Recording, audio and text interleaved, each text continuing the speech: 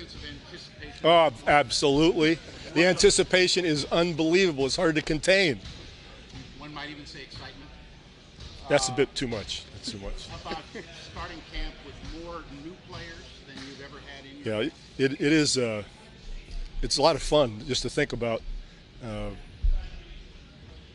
new bodies, new blood in the gym. It's just not just the players, the staff. I don't know half the names of the new staff we've hired in the film room and the interns and management and all that kind of thing. So a lot of people walking around, both players and staff, that will be exciting to see who comes up with what ideas and who plays well and who fits together. So that's exciting. You're right. One guy who's not walking around there, Tim Duncan, as far as Timmy is he's being fined on a daily basis at $2,500 a day every day that he does not show up. Does he have an official position with you guys? Yes. Well, I haven't made up a title yet, but his position is he is the coach of whatever he feels like. That's what he does. You think he's missing media day? He just comes in. Media day is something he probably won't join. He's not going to call me and tell me about it for sure. That's not his favorite. But he's going to be around. And as I say, he's going to do whatever he wants. I think he'll start out just checking us all out, seeing how we're doing, and make some suggestions here and there. But we certainly don't want to say goodbye in a real sense to him. Is there any chance he'd be on the bench at all? No, he won't be on the bench. He's too smart for that. Would you anticipate he might make some road trips? Let's just wait and see. I don't want to say what's going to happen or not happen. Just want to let it kind of morph into its own sort of being. Whether you were joking or not, through the years you always said, when Tim walks out the door, I'll be right behind him. Right. If you are, what turns you around? I made promises to other people, so I got to live by it. Is there a sense of excitement? Is anything exciting about entering a new phase without Tim? Did you just get here? No. Didn't you just ask that same question? Check with Mikey, and he'll give you his notes. Does this kind of... Am I right? Pretty much. Does this kind of... you take over now the Olympic program? I'm sorry, what about it? Thoughts on as you take over now? You just want me to start talking about the Olympic program. You stayed up all night to ask me that question so I could stand here and figure out what to say in 30 seconds about the Olympic program. Some things just don't change. Bob, can you talk about adding Monty Williams and when that ball got rolling, what his role with the team will be? Yeah, Monty won't be on the bench because we got a million guys there already, and but he'll be a full-fledged coach just like everybody else. He's gone on our coaches retreat with us. He's going to be in every coaches meeting. He's going to travel with us. He's a full-fledged coach. Just no place to put him, so we got to find a seat for him. But to have his counsel here after all his experience and having played here for us is tremendous. I'm just thrilled to have him here. Class act guy and knows his stuff. Is he also, I would think, maybe a candidate with you on Team USA? Is that Well, I haven't talked to Mr. Colangelo about coaches or anything like that yet. That's down the road. There's no rush for anything like that. Puppy lost a lot of corporate knowledge, not just with Tim, but Maddie and Boris. Do you have to simplify things a little bit to start with, your schemes and whatnot? See, this is a specific question that I can answer. There you go. Okay. You're exactly right. One thing that makes me feel a little bit better with that loss is that Pau Gasol is a very intelligent man, and he understands how to play. He's played for a lot of good people, and that's going to help us in that loss. But having said that, it will take time to get all the new guys to understand exactly how we play and, figure out who goes with whom. But, the intelligent play of Timmy and Boris was important. And Matty didn't play that much, the last year or two, but he was still there on the plane and on the buses, sitting next to LaMarcus and getting him ready and talking to all our players about how we do things. So we'll have to make sure that we do our best to replace that. Yeah, I think you're right. No, I mean, they've always been, with Timmy in that process, but I think they'll pick up more of the slack. I'll look to them to communicate with players more, off the court and on those situations on the bus and on the plane, and to try to make people feel comfortable, because people learn better when they're in a comfortable situation. And so those two guys have to be primarily responsible to make sure we do that.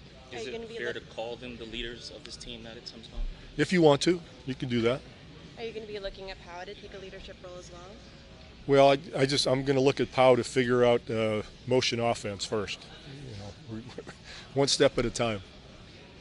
What about Kawhi in the leadership role? He is really the face of this franchise now, as he was. Every year, we've seen improvement in Kawhi's communicative skills and coming to us and telling us what he wants and sometimes what he doesn't want. And I think that as time goes on, his communication with teammates will be very, very valuable. And that'll be part of his added responsibility for sure. Is LaMarcus going to have a lot of added experience, a lot of added responsibility? Absolutely. LaMarcus and Kawhi, are the main scorers on the team, so to speak. And Kawhi understanding how important he is will be important to us. And I think he knows that. But, it was his first year last year, and he deferred, like most other people did, to Timmy for good reason. But now, it's more his team in that sense because he's such a big part of it. So it'll be interesting to see, how his leadership develops. What's the franchise going to miss most without Tim, in your mind? Well, I think, as Mike said, I think mostly his corporate knowledge and his ability to establish an environment where everybody feels comfortable. And we've had so many different teams, each championship was basically a team that needed to have all the parts fit together and feel comfortable together, and he allowed that to happen. So I think his personality and his ability to be the same person if we won 10 in a row or lost 4 in a row. He just kept his eyes on the next game, and everybody followed his lead. So that'll be important. Basketball aside, Coach, there's a lot of things going on socially, police shootings and everything. Right. What is your thoughts on what's happening today? Well, I mean, you're going to have to be a little more specific than that. I got a lot of thoughts, and I hate to give those thoughts in 30 seconds. So when you have a question, everything that's let me answer your question if you don't mind. Can I answer your question, please? Absolutely. Go ahead. You'll have to give me a chance to do that then. I think it's really dangerous to try to answer such important questions that have confounded so many people for hundreds of years, to ask me to give you my solutions as if I had any in 30 seconds. So if you want to be specific about a question, I'll be more than happy to answer it, because I think, race is the elephant in the room in our country. And the social situation that we've all experienced is absolutely disgusting in a lot of ways. And what's really interesting is the people that jump right away to say, one is attacking the police, or the people that jump on the other side.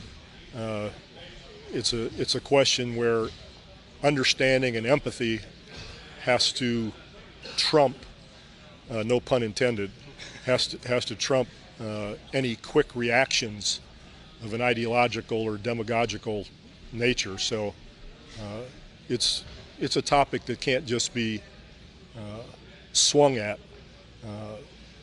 People have to be very accurate and direct in what they say and do. Let me ask one specific question. About a year ago about this time, you brought in Dr. John Carlos to speak to your players about the importance of taking a principled stand. Right. Can we conjecture that you support those athletes who are now taking stands, football players and WNBA players and so forth? I absolutely understand why they're doing what they're doing, and I respect their courage for what they've done. The question is whether it'll do any good or not, because it seems that change really seems to happen through political pressure. No matter how you look at it, whether it's Dr. King getting large groups of people together and boycotting buses, and or what's happened in Carolina with the NBA and other organizations pulling events to make it known what's going on. But I think the important thing what Kaepernick and others have done is to keep it in the conversation. When's the last time you heard the name Michael Brown? With our 24/7 news, things seem to drift. We're all trying to just exist and survive, and it's easier for the mass, for the mass of more white people, because we haven't lived that experience. It's difficult for many white people to understand the day-to-day feeling that many black people have to deal with.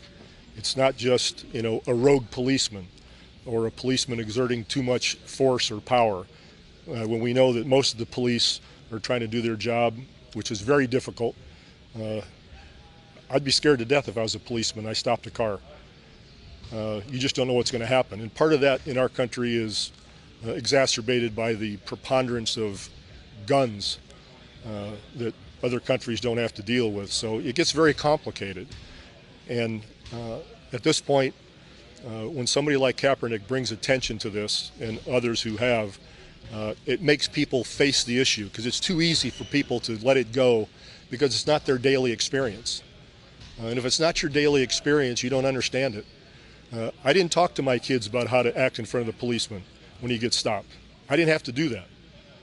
But all of my black friends have done that. There's something that's wrong about that. And we all know that. What's the solution? Nobody's figured it out. But for sure, the conversation has to stay fresh. It has to be continuous. It has to be persistent. And we all have a responsibility to make sure that that happens in our communities. Do you plan on, if any of your players would like to protest, do you plan on talking to them about it or supporting them at all? My players are engaged citizens who are fully capable of understanding, what their values are, what they think is appropriate and inappropriate, what they feel strongly about, and their whatever actions may or may not be taken are their decisions. And I'm not going to tell anyone ahead of time that if they don't do A, B, and C, they're going to be gone or traded. I think that's ignorant. Do you agree or disagree with that method of protesting? I think to each his own. I think it depends on a person's life experience and what they value and how strongly they feel about it. I don't think instant condemnation of any sort of act should happen until it's thought out. For instance, with Kaepernick, a pretty good group of people immediately thought he was disrespecting the military. It had nothing to do with his protest. In fact, he was able to do what he did because of what the military does for us. But most thinking people understand that, but there's always going to be an element that wants to jump on a bandwagon, and that's what's unfortunate about our country. It's gotten to the point where the civility and the level of discourse is basically in the gutter. I saw a wonderful clip on the news the other day with a split screen with Al Gore and George Bush when they were debating, and President Bush was saying something, and the split screen showed Al Gore sigh and shake his head, and the commentator at the time said, "Oh, that rudeness, that's rude. That rudeness isn't going to fly." Compare that to now. It's scary. It's scary. Makes you think a little bit who you're supporting. You gonna watch the debate tonight? I am going to have Serbian tacos, beers and Cokes, and I'm watching every second of it. Do you still come with limited choices for president? Have you ever considered running? It's very popular as a leader in this country. Proving you can win. Very clever, very clever. Are you aware there are Popovich? You all know me. What chances are you think that I would get in trouble real quickly? Have you seen any Popovich for president bumper stickers? There are. I have. Very flattering, but misplaced. I'm not smart enough.